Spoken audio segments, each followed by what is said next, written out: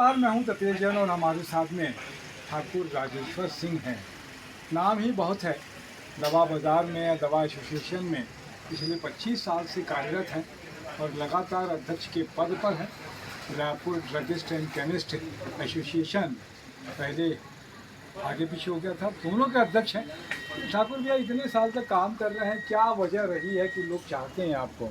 किस वजह से लोग चाहते हैं आपको? देखिए, हमारे एबी साथियों के जो है बहुत सारी समस्याएं रहती है। उस समस्याओं का त्वरित निवारण करने का प्रयास जो है हमारे द्वारा की जाती है, जिसके कारण लोगों को लगता है कि उनका प्रॉब्लम है वो सॉर्ट आउट हो रहे हैं और निश्चित रूप से जो है वो खुद तो उठ देते हैं, पर अपने पूरे साथियों को भी जो है कोशिश करते हैं कि संस्था के हित में जो है संस्था के जो लोग वर्किंग कर रहे हैं उनको जिताने का प्रयास करते हैं। तो 1998 से हैं आप।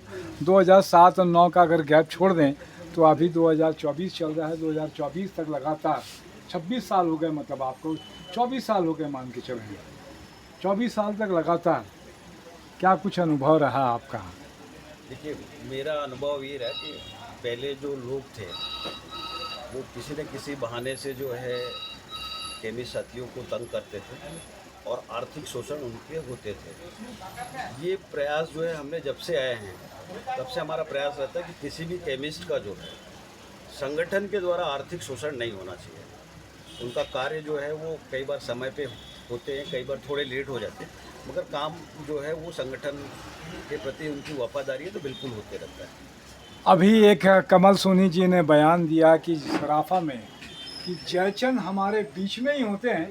ठाकुर भैया का कहना ये था कि जो पहले कुछ गतिविधियां होती थी, शिकायतें और दूसरे चीज़ें मामले हैं, उसके पीछे वही आदमी हुआ करते थे, संगठन के ही लोग, या कहें कि स्ट्रेट से ही जुड़े लोग हुआ करते थे, जो पीठ पीछे शिकायत कर दिया करते थे। ये 100% सत्य है जी, कि हमारे बीच के ही लोग जो है अधिकारियों को रिपोर्टिंग करते हैं और हमारे भी व्यापारियों को तंग करते हैं, मगर हम संगठन ने एक बहुत क्लियर निर्णय लेके रखा है, जिनको भी प्रॉब्लम है, जिस अधिकारी के पास प्रॉब्लम है वहीं से मुझे बात कराओ, आपको कोई भी जो है आर्थिक शोषण नहीं होगा, किसी भी तरह का लेन देन नहीं होगा, बिल्कुल पैसा नहीं नहीं देगा।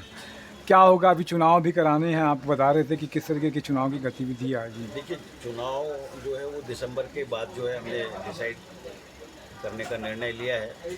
दिसंबर में एक कार्यकारिणी की बैठक लेके जो है चुनाव की डेट और सदस्यता जो है वो प्रारंभ करने का निर्णय हम लेंगे। 1 महीने की सदस्यता अभियान बता 1 रहे महीने थे। की सदस्यता अभियान रहेगा और कम से कम 1 महीने का जो है उनको अपने प्रचार के लिए समय दिया जाएगा।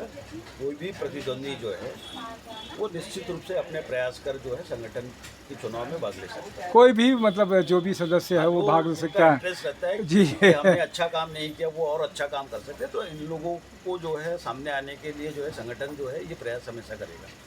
तो मतलब आप सकारात्मक रूप से चल रहे हैं कि कोई भी आए तो तैयार हैं। बिल्कुल, कोई दिक्कत नहीं जी। है। संगठन का काम में सारे लोग जो है, चाहे वो नए सदस्य हो, पुराने सदस्य, सभी को अधिकार रहता है और सबको जो है अपने अपने पक्ष रख कर जो है जनता के बीच जाना है और जनता जिसको सहयोग करे उसमें किसी को दिक्कत होने नहीं चाहिए। मतलब व्यापारी के पास में जाना है, दवा विक्रेता के पास में जाना है, जनता का आस है। जनता का ऐसे दवा विक्रेता से कितने सदस्य करीब हो गए होंगे स्टेट में? पूरे स्टेट में तो लगभग 50,000 से ऊपर है दवा विक्रेता। दवा विक्रेता, और हमारे रायपुर जिला में जो है जी जी 5,000 के आसपास ड्रग लाइसेंस हैं। जी जी। उसमें कुछ दुकानें हैं और कुछ लोग घर से या फिर कहीं और से भी जो है वो व्यापार कर रहे हैं, मगर ड्रग लाइसेंस लगभग 5,000 के लोगों के आसपास जो है वो मिला हुआ है। अभी अपनी कितनी सदस्यता है? 1200 के आसपास में। 2013 के बाद जो है रायपुर जिला दवा विक्रेता संघ का इलेक्शन नहीं हुआ है। कुछ बीच में जो है संगठन में लोगों में कुछ भरोसा की कमी रही होगी, जो संगठन 2 टुकड़े में बट गया था, मगर पिछले 1.5 साल से जो है संगठन में एकता स्थापित हो चुका है और सारे लोग जो है एक मंच पे आ चुके हैं। तो अब चुनाव का समय आ रहा है, तो हम चाहेंगे कि लोग अपनी तैयारी करें और संगठन को जो अच्छा समय दे सकते हैं, जो कार्य वो कर सकते हैं, उसके लिए वो एक सफल तरीके अपनाकर जो है लोगों के पास जाए, कहीं कोई दिक्कत। दवा विक्रेताओं की क्या समस्या आती है, दिखती है, जो मुख्य समस्या दिखती है?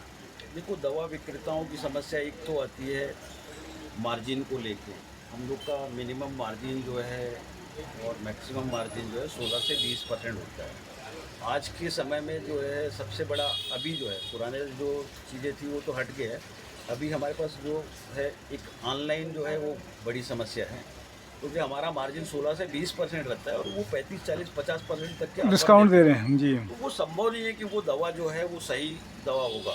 सब स्टैंडर्ड हो सकती है। सरकार से हम कई बार इसके लिए गुहार लगा चुके हैं, मगर सरकार भी पता नहीं इसमें जो है क्यों इंटरेस्ट नहीं ले रहा है, जबकि दवा जो है वो हमारे जीवन के लिए बहुत महत्वपूर्ण है और इस पर जो है बहुत सावधानी से विचार करना चाहिए। अगर ये दवा जो है जी मेरे पास मुझे 16% के मार्जिन में मिल रहा है और यही दवा एक ऑनलाइन कंपनी जो है वो 35-40% मार्जिन में भेज रही है। 35, 40, 50% डिस्काउंट के मार्जिन पे आ गए, वो कैसे संभव है? क्योंकि DPCO जिसको हम लोग ड्रग प्राइस कंट्रोल एक्ट बोलते हैं, उसके तहत मार्जिन चाहे मेरे पास रहे चाहे आपके पास रहे, सबके पास 16 से ऊपर मार्जिन हो नहीं सकता। तो वो 50% बाजार में बिक कैसे रहे? मतलब ये समझ के परे है और सरकार को उस लेवल पर जो है उसकी इंक्वायरी करना चाहिए। हो सकता है ये दवा जो है डुप्लीकेट हो, सब स्टैंडर्ड हो, इसकी संभावनाएं बहुत ज़्यादा है, क्योंकि राजस्थान और यूपी में जो है कई सारे इंडस्ट्री पकड़े हैं जिसमें जो है सब स्टैंडर्ड ड्रग्स, सेम ड्रग्स जो है वो बनते डुप्लीकेट हैं, बनाते duplicate हैं, नकली दवा जिसको बोल जिसको सकते हैं। आप पहचान नहीं पाओगे।